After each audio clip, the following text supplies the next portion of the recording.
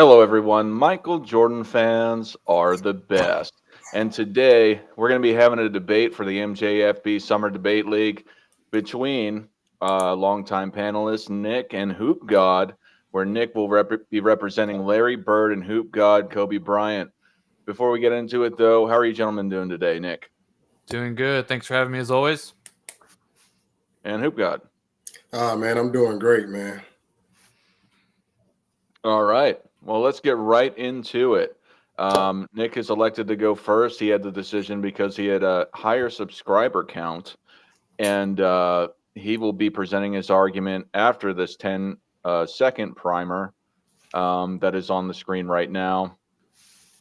Are you gentlemen ready? Yeah, Let's do it. I was gonna say if I tend to go over, you can give like part of my time to Nick, like just to be fair, because I know when we tend to like go into our soliloquies, we may exceed the 3 minute mark. Yeah, it's we're just rolling right through it. We're cutting it off. So Okay, okay, anyway, cool. are you ready, Nick? Let's go. All right. After the 10-second primer, you'll begin.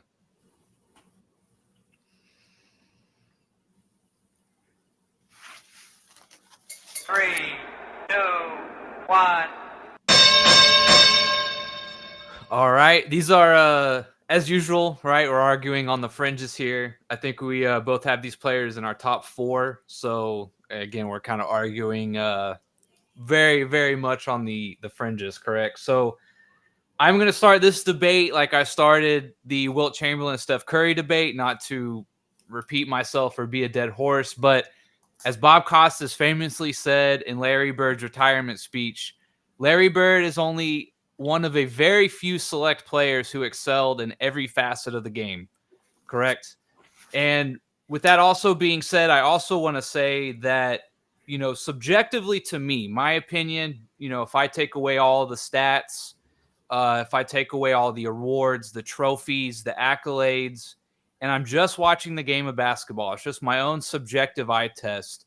Larry Bird is my GOAT, right? I think personally to me, I think he has played the game better than anyone else, right? That being said, you guys know I put MJ as the GOAT. I think he has the objectively the best resume and argument and things that he achieved to take that one spot, right? But just in my opinion, right? I think Larry Bird played the game at the highest level in all aspects of it than anyone else that I've seen for my money or anything like that, right? So I also want to get that out of the way in terms of my bias, right? And this sort of how I see Larry Bird, how high I think of Larry Bird, right? And I'll get into why, of course. Um, but again, we look at Larry Bird and we'll go through the stats as usual, right? But Larry Bird with the intangibles and all the other things just outside of what you just kind of would think of in basketball, right? Like I said, throw away all the trophies away and the stats and just what is it about Larry, right? And to me, it's largely the intangibles, right? The cerebral awareness, the quick decision making. Again, the famous thing when people said that he was playing chess and everyone was playing checkers. I know that that's a euphemism that a lot of people use a lot, but they were serious when they said it, right? He was always a step ahead, whether it be mentally or actually within the game of basketball, right? Diving for loose balls that even he knew he probably wouldn't get to, but he did it like a crazed dog because that's just what he did. And whether he knew what he was going to do when he got to it, like when a dog actually catches up to a car, who knows, right? But Larry Bird did everything that you could ever ask a player to do. And I'll leave it with what MJ said to kind of drive my point home. Larry Bird is the greatest trash talker and mind game player of all time. He taught me everything I know about getting in folks' head. Three, And even Red Auerbach said that two, he was the one. greatest player to ever put on a uniform. So yeah, as Nick said, I have to echo those sentiments. Like we're pretty much arguing the guys we got in our top four for this conversation. So yeah, it's kind of like there are going to be some similarities, but there are going to be some differences. So I want to start out with the statement that he said about Bob Costas. I actually agree with that 1,000%. I do feel like Larry Bird is the greatest all-around player ever. When you say a guy that's good to great in just about every single facet of the game. Now, Where I would differ when I'm speaking on Kobe Bryant now, because again, I have him 2 and I have Bird 4, is Bird, I mean not Bird, but Kobe has the elite two-way ability, right? What I mean offensively and defensively. So I'm going to start with the defense because that's what I'm biased to, to a certain degree. When you have a guy that can pick you up 94 feet, I mean, suffocating you, like making you over dribble, getting you out of your timing and your rhythm, just causing all type of disruption and chaos within the opponent's offensive structure. That's when I'm looking at Kobe Bryant. Prime example, when Coach K said Kobe Bryant came to him before the '08 trials and said, hey, I want to guard the other player's best perimeter player. And he told him, I'm going to destroy him. Like that mentality right there, that is what I want. And I know Bird does exude a lot of those qualities. But when I see a guy like just a one possession defender, that's Kobe Bryant. Like I know for this particular play, he's either going to get a stop, he's going to get a steal, a deflection. He's going to do something to prevent a shot being made in this very moment. So then I'm going to transition also into the offense. So because I do feel like they both have similarities in their offensive game. Now where they differ, I think we all know Bird is more efficient. Not even going to argue that. Scoring wise, I'm going to give the edge slightly to Kobe only because the approach and the system he played in allowed him to do that. Now, can Bird, am I saying that he can't do that? No, I'm not. Because Bird has an abundance of 40-point games, and it'd be extremely disingenuous to say that he couldn't do it. But when I see Kobe Bryant have those epic games where when he gets hot from the field, I can see a guy shooting from the mid-range that reminds me of Michael Jordan, but when he's shooting from 3, it reminds me of Klay Thompson. I mean, the guy is like he can get ignited. I mean, he's just everything he throws up, it goes in. Now, being objective, I can say there are times that he took bad shots. I'm well aware of that. I won't even try to get away from it. But all in all, for Kobe Bryant to be the all-time leading scorer amongst all guards, okay, that's phenomenal to me because there's only one other player in that top 5 of all-time scoring that's made 9 total all-defensive first teams, that being Michael Jordan.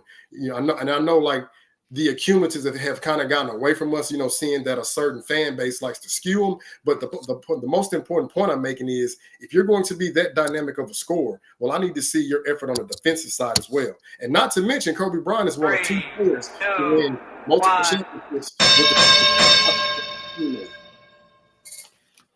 Yeah, I agree with most of that. The elite two-way ability, I think Bird gets a little bit, again, I think because he wasn't the most athletic, which again, I think is an overhyped talking point about him.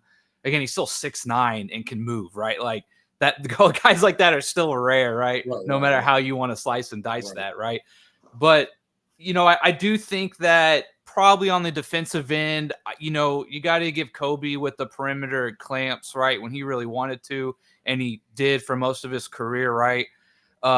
In terms of that elite two-way ability, I see what you're saying there. I won't push too much against that.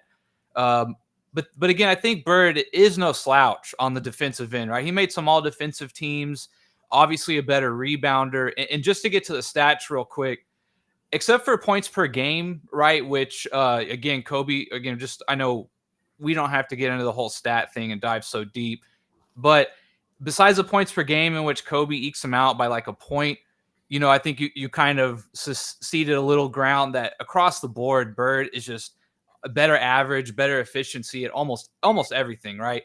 He's almost a 5% better shooter across the board too. 3-pointers, 2-point field goals. Field goal percentage and free throw percentage as well, right?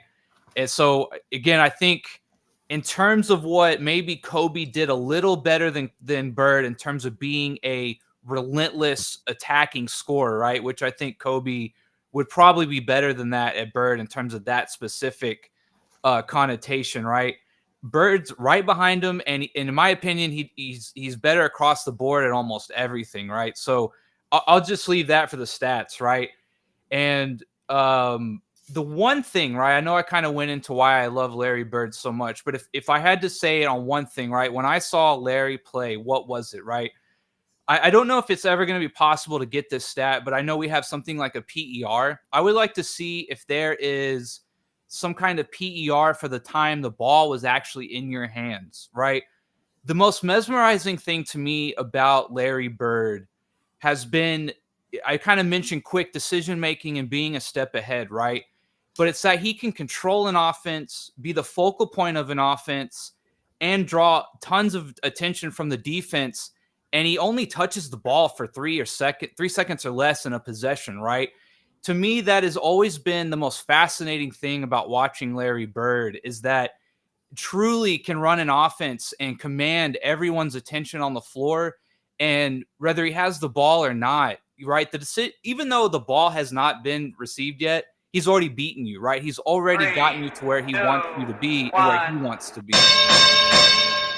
Oh yes, let me clarify my statements on Larry Bird as well. No, I agree with everything you said, Nick. No, Bird is definitely not a slouch defensively, because a lot of people don't even know that he made 3 all-defensive second teams and led the league in defensive win shares 4 times. I actually found that out from Skip Bayless. But no, I want to get to some of the common misconceptions, and this is not to you per se. This is just what I see with a lot of people on the internet, that he was inefficient, that he was selfish, that he was he was hard and difficult to play with or whatever, right? So I want to clear that up to these people that I've had to constantly regurgitate this to time and time again. His field goal percentage to me is just very misleading. The reason why: his true shooting is 55%, right? That's on par with Tim Duncan. We know where Tim Duncan took the majority of his shots: in the paint, low post, and mid-range. And for a 2 guard to have the same true shooting as a power forward or front court player, that's pretty remarkable to me. Then his effective field goal percentage was actually 48%. So I want to get away from like finishing at the rim, because I think that's a given. But when you get to the low post, right, very efficient. Mid-range, very efficient. The isolation scoring from the elbow, albeit turnaround jumper or the face-up game, efficient. Even at the free throw line, efficient. Now, granted, he's not on Bird's level of efficiency from the free throw line. I'm not even going to try to make that argument. But when I'm talking to other people, like, I have to actually provide these facts, and it's like, why should I even have to do this, right? Because it's common knowledge. And then there's another one that they love to run with: Kobe Bryant was selfish. And I ask them this all the time: how can the guy be selfish when he led his team in assists in all 4 title runs with Shaq and Pau Gasol? Not to mention, in that 2009 run, he joined Michael Jordan at that time as being the only players to average over 30 in a final series win, and also accumulate at least 7 or more assists per game in concert with about 5 rebounds. Now, the reason why that's so significant to me is because the great Nikola Jokic joined them in 2023. So you only have 3 guys in that list, and 2 of them are guards. Okay, so that's where I have to debunk that narrative. Then there's another one about him being a difficult team to play with, or whatever they want to try to categorize it. But I would always ask, if he's so difficult to play with or whatever, or for whatever reason, it's like Kobe said this, he's on record: if I don't trust your work ethic, I'm not going to trust you in a big game. So that made all the sense in the world to me. You're coming in 5 minutes before practice and you're leaving right when practice is over. No, I wouldn't trust a guy like that neither. But then they also said that he wasn't easy to play with. Well, I find it very hard to believe that Pau Gasol never shot 52% from the field until his tenure with the Lakers. He never shot even better than that when he left and played for the Spurs, when he played for the Bulls, and before he even got to the Lakers, he still wasn't shooting 50% from the field. So when people say that, it's like, have you even done your research? 1.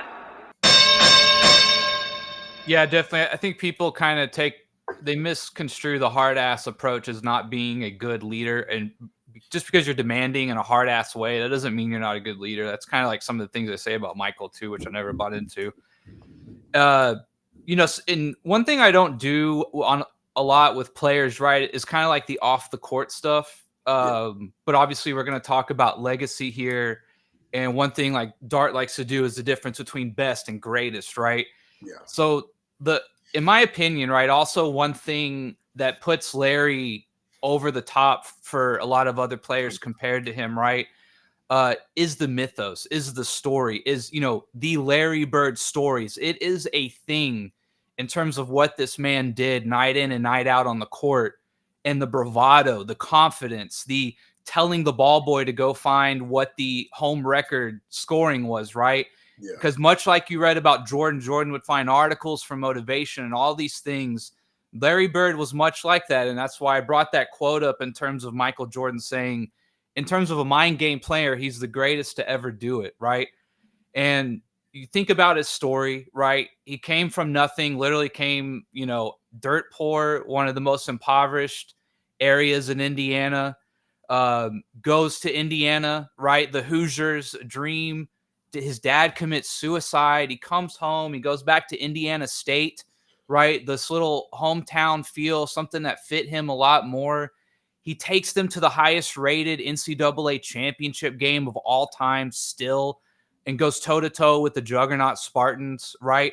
Becomes, the cover of Sports Illustrated, right? He just, the mythos of Larry Bird, and kind of get into the legacy, right? And unfortunately for Kobe, one of the sad and unfortunate things is that he kind of will always be in the shadow of Michael Jordan. Not so much that he didn't carve his own legacy, but he just modeled himself, and he just reminded us so much of Jordan, right? Mhm. And it kind of works for him at times, and it also works against him at times. And unfortunately, because of that, to kind of say that for people who might say Kobe changed the game, I don't really buy into that, right? I think he kind of has this curse of being the closest thing we've seen to Jordan in terms of style and bravado since MJ, right? And unfortunately, he just never had the ability, whether right or wrong, to kind of do his own thing.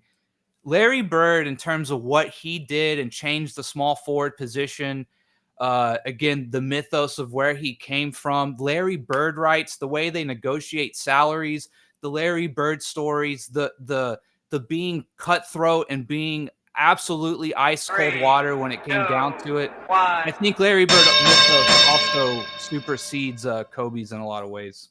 Yeah, and I mean, in all those things, I would agree 1,000%. Yeah, the mythos, because I mean, in order for you to be up in that top tier, you have to have a little bit of mythology, to your name in so many words. But I would like to speak on Kobe's influence on the game, but like you said, the off court, right? Prime example, the Mamba Academy. So when you look at the likes of Sabrina Ionescu, you look at Candace Parker, you look at Diana Taurasi, and several other of the greats in the WNBA. Well, who did they seek out to improve their game? They sought out Kobe Bryant, right? Then let's get to the NBA guys. I mean, there's a plethora of them. You look at the likes of Jamal Murray, Kyrie Irving. You look at Kawhi Leonard, Giannis Antetokounmpo, Jason Tatum. That's no coincidence. They all became champions, and they all trained at the Mamba Academy. But then you look at guys like Devin Booker and also Luka Doncic. Now, they took their game to another level and eventually got to the finals. I mean, but unfortunately, they lost to another fellow student that went to that Mamba Academy. So I would look at those aspects, right? And then you look at Kobe Bryant when he retired, when he found a new passion. What was that? Writing, Dear Basketball. And he subsequently wins an Oscar. But yes, Kobe, what I do appreciate about Kobe is even on The Last Dance, even he said it. He was like, I wouldn't have those 5 championships if it wasn't for the great Michael Jordan. No, not to digress. And when he named his top 5, he said Michael Jordan, Magic Johnson, Larry Bird, Akeem Olajuwon, and I believe Wilt Chamberlain, if I'm not mistaken, or Bill Russell. It was one of those 2. But to me, that showed that he paid homage, to the guys that came before him, saying that he does not belong to be in that class with those guys, which that has always been the tradition, until here of late when we've had these entitled beta males in the NBA, wanting to be given things instead of earning it. So I wanted to speak on that aspect of Kobe, because you can even see it to this day. Like, look at Anthony Davis when he hit the shot and against the Nuggets in the bubble. What did he say? He yelled Kobe. I mean, even when you shoot the ball or shoot a paper ball into the trash can, right? You're going to say Jordan or you're going to say Kobe. So that's that off-court influence that I think he set a standard that just it just galvanized like an entire generation of people. And even when you look at some of his old clips and you look at how he can break down the game. I mean, prime example, Mind the Game, not Mind the Game, Detail, the mind of Kobe Bryant, which is what Mind the Game, they tried to steal from him, what a lot of people don't realize it. He is giving you intricate information about the game of basketball that the regular person just can't even understand. And I mean, he makes it sound so easy and so simplistic that it's like, wow, like if you just take the time and appreciate this sport for what it is, it's like, how could you not appreciate what this man has done per se, right? And again, I'm speaking to the guys who try to downplay Kobe and poo-poo him. To a certain extent. Like, to me, it's solidified. All true, yeah. And also I kind of mentioned the mythos in a little bit, and I kind of wanted to roll that into kind of another one of the reasons why Bird is so high for me, right? And a big thing for me, and I think most people who watch us, talk agree, is peaks and primes, right? Like how good was your good, correct? Yeah. And for me, you know, in my opinion, Jordan's had the best run in terms of those 2 3-peats. And of course, all the things he achieved before that too. But in terms of like, and that reminds me, I do want to say the way I remember Kobe is he was the last dog, right? I wish we Yeah. could do Yeah. almost some kind of funny sci-fi basketball movie where Yeah. he's like the last good, you know, last dog in the NBA, right? Yeah. And before the whole banana boat culture, right? Like Kobe was the last, you know, in my opinion. He didn't really care about being liked. He just wanted to freaking win, man. Like, Yeah. and he was the last dog. Like, I think that's my nickname for Kobe when I think about him. Actually, Coach K said that. Ironically, Coach K did say that. Yeah, he was the last dog, man. But yeah, but going back to Bird, right? I think Bird's prime, right? Remember, for his career, right? Bird is essentially like 2 or 3 percentage points from averaging a 50, 40, 90 for his career, right? Yeah. In Bird's prime, and again, I kind of mentioned it. The one thing for me with Bird is just his gravitas with or without the ball and knowing what was happening, and because of that, it's like he puts you where he wanted you to be, right? Yeah. And if the ball came to him, you know, he could score a pass or what have you in the blink of an eye, right? And it was already done. He was just so efficient with his production and the way he got guys involved, right? But look, Bird is one of 3 players to ever win 3 straight MVPs, correct, at his prime. And you know, you think about the 50, 40, 90, you think about the 3 straight MVPs, and you know, he had to in his time go obviously before the hard salary cap, right? Him and the Lakers. But a lot of people don't understand that the East was absolutely stacked compared to the West for the most part at that time, right? Yeah. Pistons, Knicks, Sixers, right? There was just an absolute bloodbath, in my opinion, in the East compared to the West at the time. I think a lot of people forget that, correct? And just it's kind of funny because when you look at Bird got hurt in 85, right? When he built his mom's driveway, which is still one of the greatest tragedies the NBA has ever seen, right? Yeah. To think he won 3 straight MVPs, 3, like in the middle of 2, hurting his back, 1. right? We could have had so much more good memories of Bird as well. Right. So I'll follow up on what you were saying about how Bird like could pretty much like put you where he wanted you. Right now, that is something I believe Kobe Bryant has echoed that he learned from Larry Bird. You know, just being a student of the game and picking his brain. And I feel like both those guys are masters of the triple threat. Especially in that pull-up mid-range, like I won't even argue Bird is far more efficient. I mean, where he shoots the ball behind his head, you're not going to impede him, you know, whereas Kobe would take that shot, you know, with 2 or 3 guys, you know, flanked on him. But I mean, hey, if he's the best option with 2 people guarding him versus this guy over here wide open that is scared to shoot, you can see it in his eyes. I mean, I'll live and die with that. But on the 50, 40, 90, I actually found this out about 2 days before we had this dialogue. And if you combine 2009, 2010, Kobe Bryant's Western Conference Finals, he actually shot 50, 40, 90, granted in that small sample size. But it kind of like, oh, wow, like I didn't even know this, you know, until I looked it up, verified it. And I was like, oh, okay, cool. You know, so I'm not saying Kobe could do that for a career. No, absolutely, he could not. But for him to do that in the Western Conference Finals, you know, granted, I feel like, you know, that's like a little bit of a segue into, okay, well, hey, maybe if he's playing with a Dwayne Wade and a Ray Allen, he might have some better shot opportunities. But, you know, I won't put too much into that. My next point is with the accolades. Now, I look at it like this. The accolades are very impressive. Like, I do feel like, you know, they do carry a certain amount of weight. But at the same time, when I look at somebody like Steve Nash, right, he has 2 MVPs. Jason Kidd has none. Well, I feel like Jason Kidd is a better overall player. When I look at Shaquille O'Neal, who has 1 MVP, Jokic has 3. But, like, right now, I don't think I'm going to put Jokic over Shaq quite yet. Jokic, granted, his career isn't over, but, you know, I don't think I'm ready for that combo. But then I look at Giannis Antetokounmpo. You know, he has 2 MVPs. Tim Duncan has 2 MVPs, but Tim Duncan won his back-to-back. I'm not putting Jokic up in the class with not Jokic, but Giannis in the class with Tim Duncan. So when I see Kobe having that 1 MVP, Nash having 2 back-to-back, it's kind of like, okay, he did earn that 1, but I don't think he really earned that 2nd one because they had other guys, even a guy in Cleveland that had better numbers that I'm not going to say his name. So, yeah, the MVPs are great. Don't get me wrong, but if I see that, hey, there's somebody else that could have possibly won that, then I would take that into the equation. But I wanted to also speak on some of Kobe Bryant's peers and how they spoke about him, like the likes of Tony Allen, Tayshaun Prince, Shane Battier, Ron Artest, Trevor Ariza, Andre Iguodala. They all like unanimously said, when Kobe's coming off that pick and roll, we could not let him shoot wide open. And you can't play cushion defense because he's going to hit that shot. If you overplay, he's still going to use that impeccable footwork to get his shot. The only thing we could hope for is that he would just miss the shot. Yeah, so I'm going to end my last segment with a little bit of a childhood story, right? So growing up, obviously we're talking about the 90s, right? There was MJ, obviously, was the legend of the time. But my favorite player was Magic Johnson, right? This was kind of before I really started to delve into the game, right? But in my opinion, a 6'9" point guard was something I just couldn't wrap my head around as a kid. Just all I knew was playing the game, right?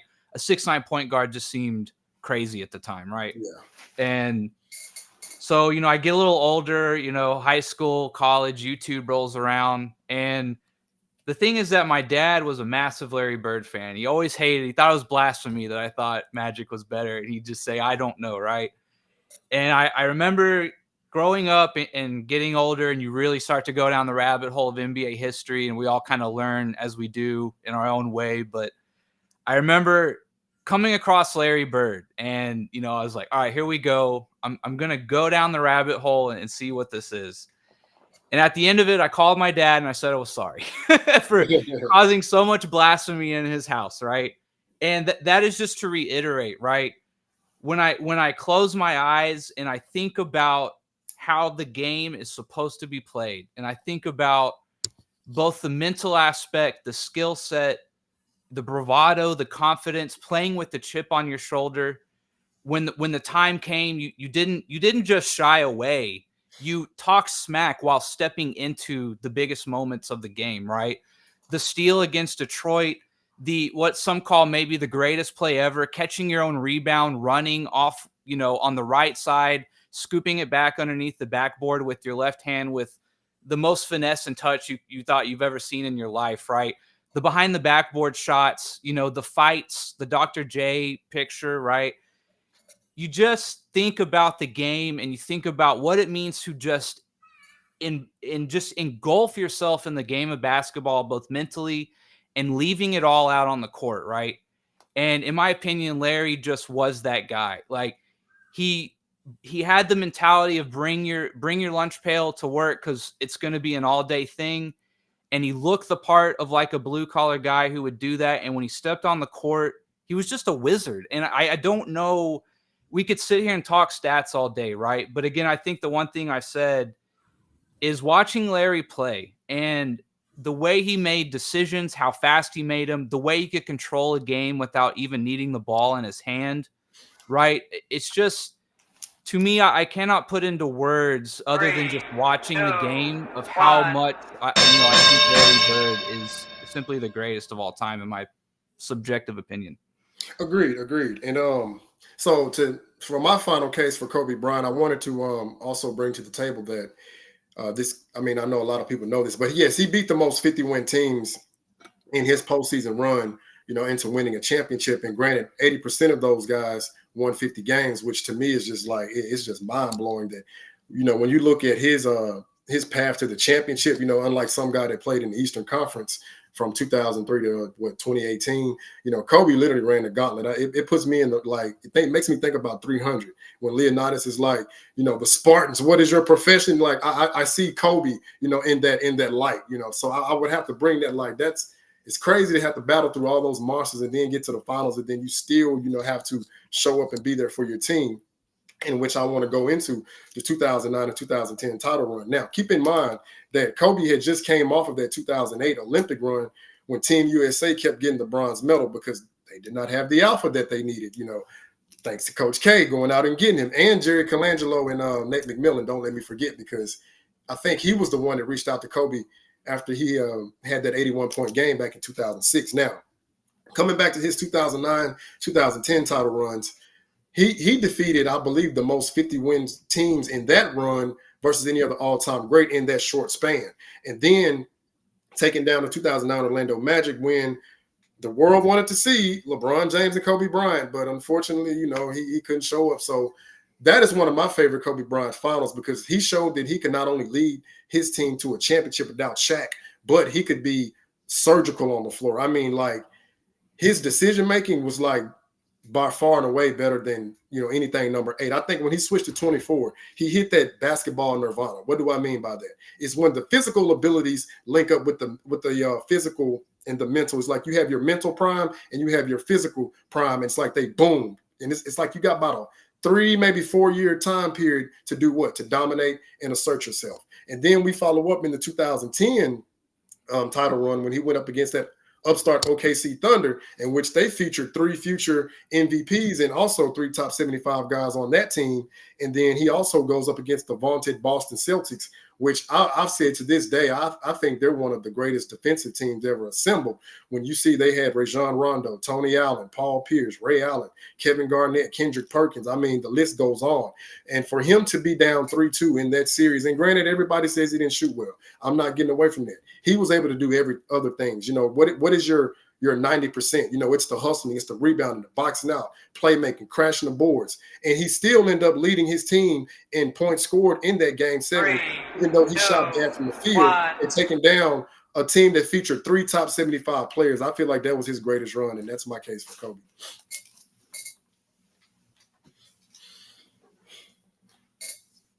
Awesome. That was a great debate.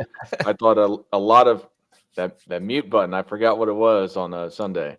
But I muted myself right there. Anyway, no, I thought that was a great debate. I think both of you guys had a lot of great points. And it's something that needs to be had. I actually was talking to Scap Attack, and just to do some foreshadowing, we already have a topic for this week, but he was talking to me about the real discussion isn't who's the GOAT, it's who's second. And this is something that we've been you guys have talked about, and both of you guys have these guys number 2 on your list. But I want to say both of you guys, I think, did a tremendous job arguing your points. Hoop God, how do you think you did in the debate? I think I did fairly well. When you had told me that we were having this discussion, I was like, damn, it's like 2 of my top guys. But I'm like, okay, you know what? Hey, I got to bring it to the table and hey, live with the results. So I think for the most part, I got everything out. I mean, that I wanted to, because there's like a plethora of information that I also could include it, but I wanted to make sure I'm like, okay, let me hit the main points that I feel like would, ultimately hold weight in this discussion.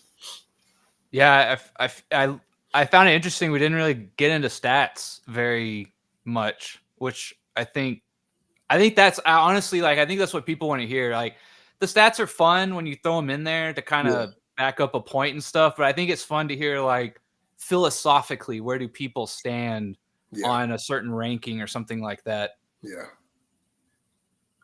Yeah, no, Nick, I agree. I mean, that's the thing. Like, yeah, we could sit here and talk stats, but I know you and I are on the same wavelength. It's like, okay, well, I can't be disingenuous because I know Larry Bird played in a ball movement, player movement system where he didn't get a lot of opportunities to like go ISO, even though he could at times. But again, he was more team oriented. He wanted to move the ball, play make. If he could get Kevin McHale and Robert Parrish easier shots. Like, I've talked to guys when they say, oh, well, he was a merchant of Kevin McHale. I'm like, wait, time out. Who do you think benefited more, Kevin McHale off Larry Bird's gravity or the other way around? Like, come on, use your common sense. Then I would look at Kobe, where he's playing with great front court production. When you have a Pau Gasol, you have a Shaquille O'Neal, it's like, why on earth would you be expecting Kobe to be driving the lane when you have a guy down there who you can dump the ball to, and that can actually preserve your energy and play more team basketball, So yeah, just getting into the stats. I mean, yeah, we could, but it's like, okay, we got to look at the system Bird's playing in versus the system Kobe's playing in, to a certain extent. Hey, fellas. How you doing, Buki Allen? Hey, long time no here. I got both of them 2 in my top 5 too. Salute. Hey, who? Yeah, I had Bird 2. He had Bird 4, and then we switched it. Yeah. How do you think the debate went? If you had to say from the outside looking in, and for everyone that's watching right now, I'm going to be dropping a post on my community page I got it as a asking who you tie. thought won. I got it's a tie right now because they both make some valid points. Yeah, But I think Bird the greatest small forward ever. Oh yeah, hey bro, yeah, No no question. doubt, greatest small forward ever. Like that's not even an argument. yeah. Anyone who doesn't have Bird in their top 10, I just immediately dismiss it. Because everybody keeps saying LeBron and Kevin Durant better than him. No, they not. Neither one Hey, of them.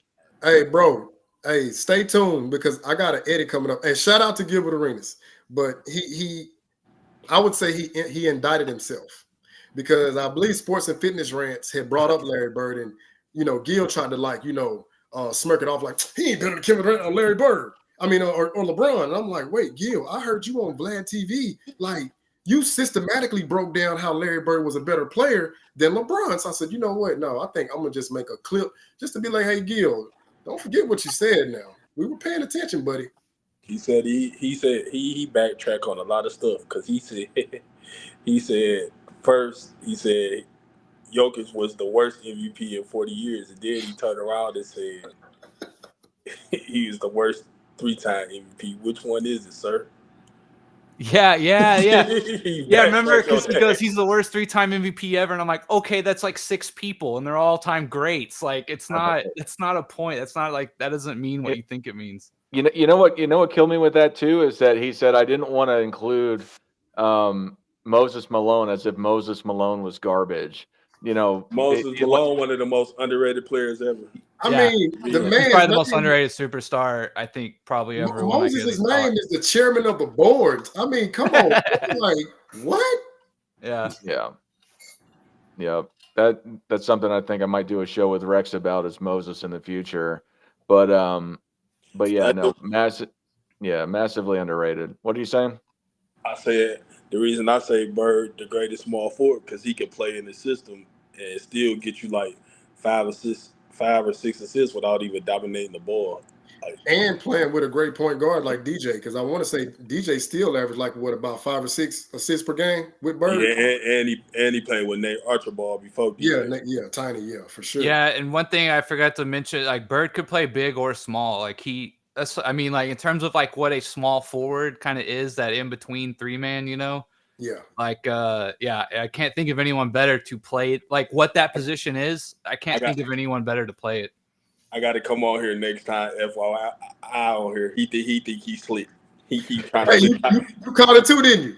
He keeps saying Scottie Pippen deserved to be in top 10 consideration. That's a joke. Yeah, That's a joke. no, Pip ain't no top 10. Nah. He know that, man. He know that. I don't even know why he trying to put that out there. Like, bro, Scotty is great, but stop. I Scotty, think he also said like he's like easily He a top 25 or something like that too. I remember one time he was on Player's Choice one time, and Yeah. everybody laughed at him because he said he is great. Scotty was greater than Hakeem Olajuwon. No, oh man, please. Hey, matter of fact, I'm glad you mentioned that because me and him supposed to be having a dialogue. We got to further our combo about Hakeem because he kind of brought that to the table, but I didn't want to take over the live or whatnot. So whenever me and him link back up, yeah, we're gonna finish that, and I'll send you the link so you can tune in.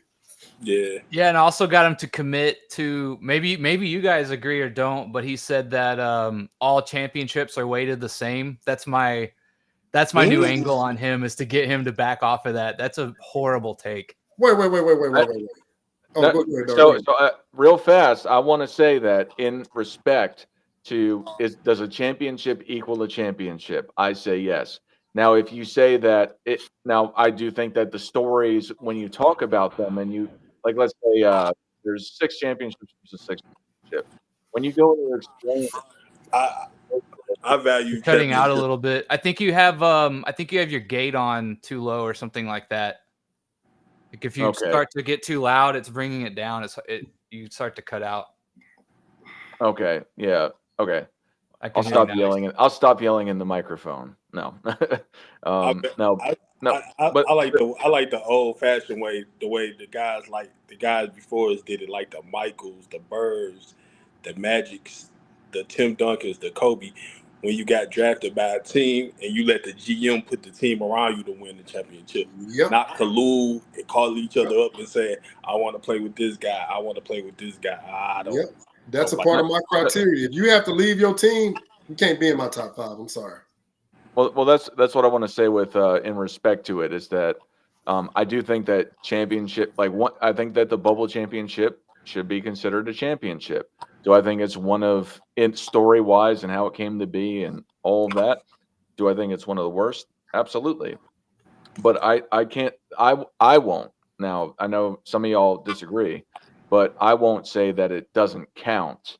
But Oh do I no. think I'm not saying that. It's like some a people ring do is a though? ring, right? A ring is a ring. Yeah. I'm not. There's no doubt about that. But like my example, right, is if Durant's won 2, right? If you take either one of his rings just on their own, and I'm gonna be a little biased here, but I think the example stands, right? If you compare either one of his to Dirk's one, and you try to tell me that one of those ones that Durant won is more impressive or means as much or was the same as the one Dirk won against, like what he did versus what Durant did to win one, that's where I'm saying there's no way it's like every championship is weighted the same. There's just no way. See, Yeah, I think like a Giannis or Jokic, how they won their titles. but I think that what you're talking about, Nick, is categorized into what you brought up in your argument as the mythos or the mystique. I think you don't take that away from the championship one. I think you put it into the story and the legacy.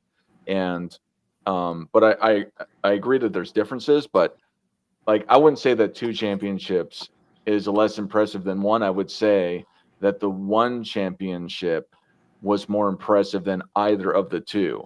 That's how I look at it. And y'all have your own opinions, but that's how I look at it. Got a question for all of y'all, real quick. Mm-hmm. Whose championship holds more weight when I say the amount of responsibility on this player versus this player? Kawhi Leonard or Clyde Drexler? And I'm talking about Kawhi Leonard and when he went to the Raptors. Say it one more time.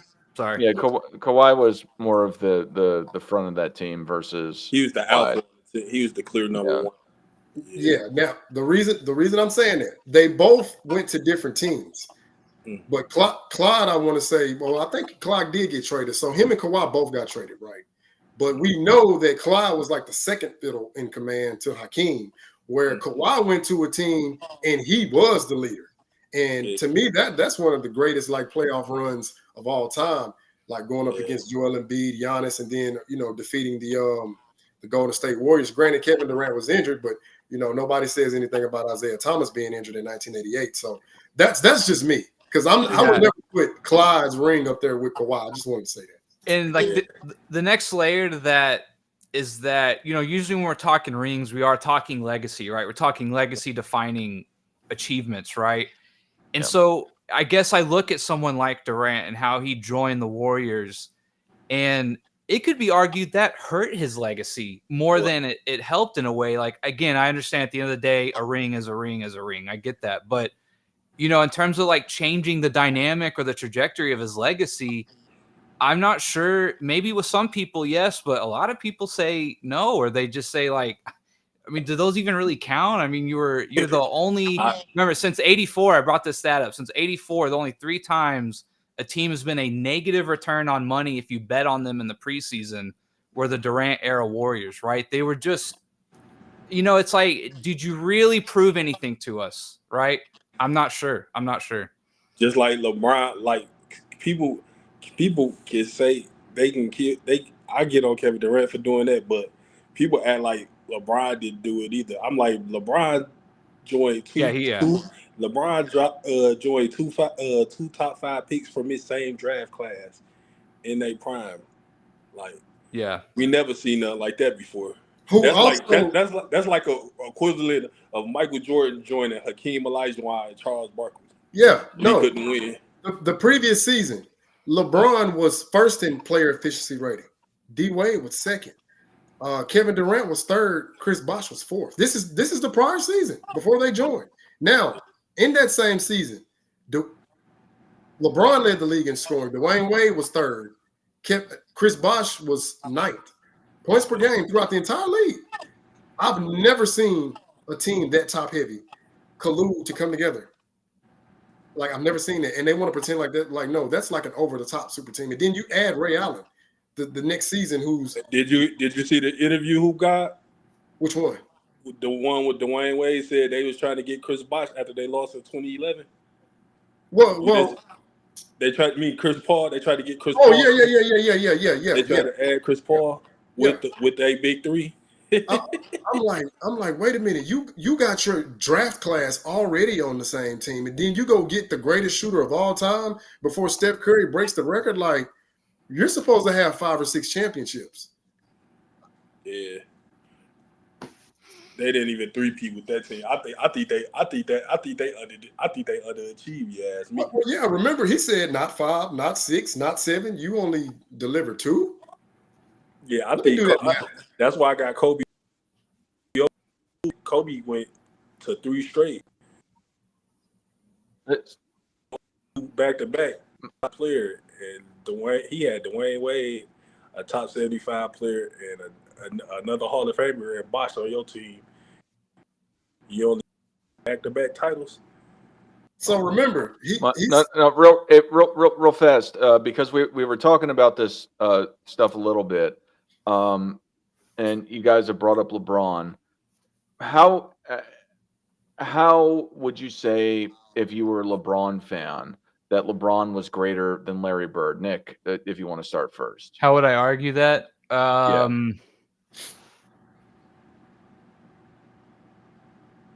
I mean, obviously the longevity.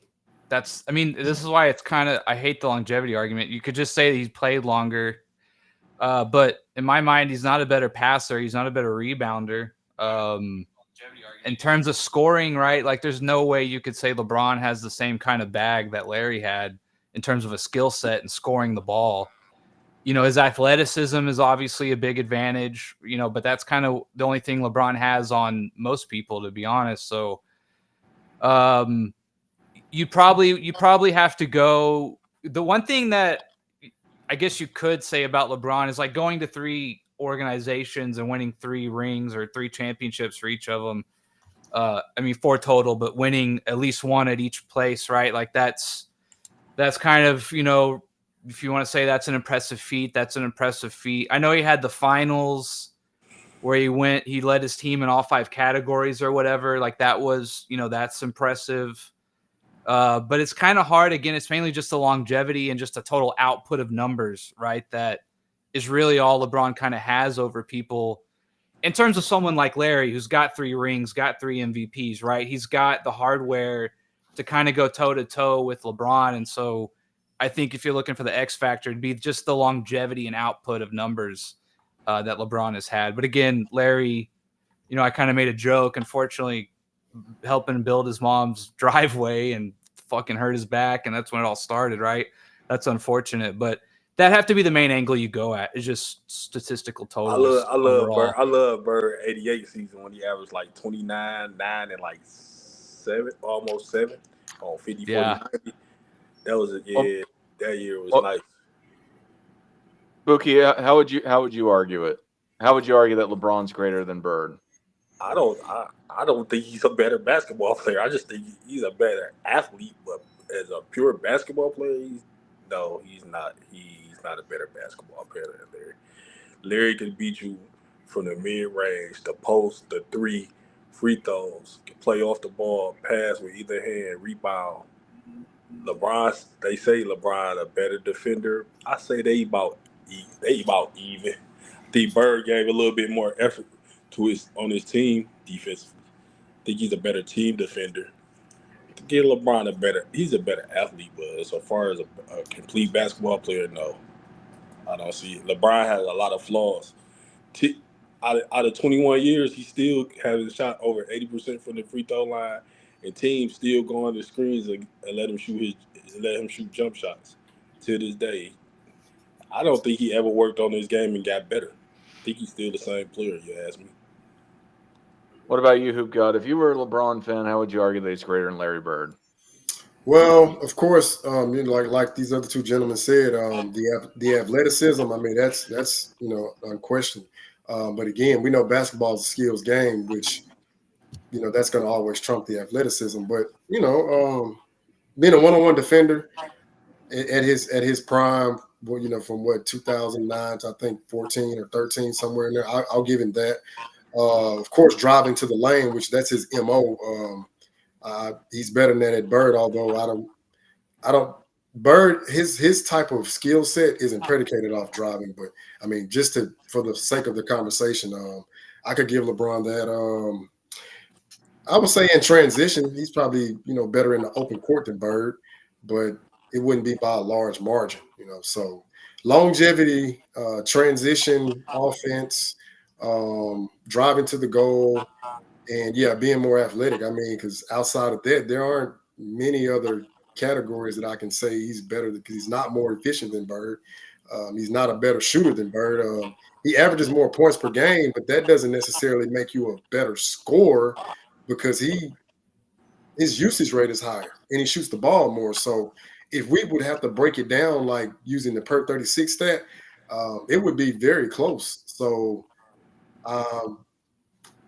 one-on-one defense, athleticism, transition, driving to the goal. Yeah, I would give LeBron the edge in those categories. If I was a LeBron fan, I would say that Bronny getting drafted to the Lakers makes LeBron the GOAT. I would say the 2016 Warriors, the greatest team of all time, that they pretend Kevin Durant was on. That made him the GOAT, as he said himself. And the 40,000 plus points made him the GOAT. Anyway, yeah. What's another narrative too that everybody tried to make it seem like the Kevin Durant Warriors was just so unbeatable. I'm like, no, they wasn't. No, they weren't. I'm like, Kawhi had him. The Spurs had him down 20 in the Western Conference Finals. 25. Had him down by 25. They couldn't stop Kawhi Leonard before he got hurt. So this notion that they was unbeatable is just they just say that because LeBron got beat by them. They weren't unbeatable. It's a lot of teams in the past that I think that could have beat them. There is not just this unbelievable obstacle like everybody say. I got a question for y'all. What would be more impressive? Leading your team in just one series. I mean, it's the finals, but that's one series in all 5 major statistical categories. Although you're leading them in turnovers and missed shots, or leading the entire playoffs, or not leading, but in the entire playoffs, you average 50, 40, 90 shooting splits, and then you record the game 6 victory or whatever, a finals clincher, my bad. In a finals clincher, you record a triple-double, but yet your shooting splits for the entire playoffs are 50, 40, 90. Which one of those two would be more impressive? Real fast, after this question, after we go around the horn, I'm going to wrap this up. So, yeah, obviously for the entire playoffs, the 50, 40, 90s, just bigger body of work. Yeah, I say 50, 40, 90 splits. Plus more rebounds, more assists. And you said who won you said that you won the championship versus you didn't? No. They both won. But I want to know what was more impressive. Like one going 50, 40, 90 for the whole playoffs, and in the game clincher, you record a triple-double, winning that series, or just, averaging all, like you're leading in all of 5 major categories just for the finals, like which one of those two? Just for the finals. Mm-hmm. Okay. I mean, I know who we're talking about here, but I don't know, man. That's a tough one because they're both impressive in their own. I mean, that is give it to LeBron. Like that's impressive, right? Like Michael's come very close to doing it. There's something I found where they looked at playoff series and what players had the highest contribution, looking at the 5 categories, right? And essentially, it's I think it was like 12 of them. LeBron's like on there like 6 to 8 times. Michael's on there a couple times. and I think KG and Akeem are on there like once each or something like that. But essentially, Michael and LeBron are like the only guys who've ever even come close to kind of leading their team in all categories, considering they almost did it several times too. Absolutely. But yeah, we're gonna start shutting this thing down. Hoop God, do you have any last words you want to say to the people? Man, hey, subscribe to all these gentlemen on here, man. Great basketball talk, great basketball content. Like Sports and Fitness Rant said, we're here to set the record straight. And like I always say, it's imperative that we destroy these narratives out here. So Keep up the good work. I enjoy you guys. Oh yeah, Sports and Fitness Rant. Y'all gonna be on this Sunday? Yep, we're going to be talking about how did LeBron pass Kobe in the GOAT conversation amongst some. Oh, I'm definitely coming on there. Oh yeah, that's one of Scap's favorite talking points. Yeah, and he's right. Kobe, I think. Yeah, Kobe, my favorite player of all time, but Jordan was a better player. Yep. Nick, you got anything to say? No, I enjoyed it, man. I anytime I get to talk Larry Bird, I'm down for it. So I enjoyed it as always. I'll see you guys on Sunday. Hey, who is Scap Attack going against in this? But it's an open discussion. Oh, okay. Yeah. He's not debating anybody. It's an open discussion. Gil kind of randomly, showed up. We didn't even know Gil was coming. Like, yeah, that was just done by random. Hey, I seen him on there. The thing I ain't like about it, he gonna say you got it. If Jordan a GOAT and you saying people got to be great offensively and defensively, Kobe was better than LeBron on offense and defense. So how is he second? That doesn't add up, bro. That's what I asked him. That's what you said. I literally asked him that. I asked him to verify this. But Gil is my guy, Yeah. He just got to be able to, pinpoint when he trolling a little bit. All right then, fellas. Catch up with y'all. See y'all Sunday. Yep. I want to thank the live chat for all the discussion, for watching and supporting us and all of that. Check us out on Sunday. And as said before, check out NMB Sports at NMB Sports, and then check out Hoop God's YouTube channel at DeJuan Sanders. He's also got a TikTok channel. I believe Nick does too, but I don't know. I'm so behind the all times. over the place. Try to, yeah. I'm so behind the times. I just hang out on YouTube. I'd like some more Twitter followers, man, so we could maybe post more and be a little more edgy on Twitter and say some funny stuff, but we'll see. For sure. Yeah. But I hope you all have a great weekend. We'll see them, or we'll see all of you if you come on the Sunday live stream then. And Michael Jordan.